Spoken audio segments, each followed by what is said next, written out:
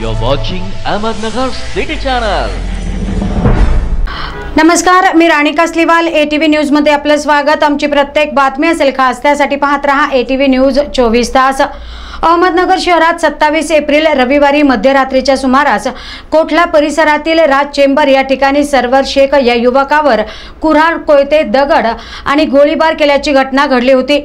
या घटनेमुळे शहरात एकच खळबळ उडाली। ऐन लोकसभा निवडणुकीच्या काळात अशी घटना घडल्याने तोफखाना पोलिसांच्या कार्यक्षमतेवर देखील प्रश्नचिन्ह निर्माण होत आहेत। दरम्यान घडलेल्या घटनेचे CCTV फुटेज ATV न्यूजच्या हाती लागले आहेत।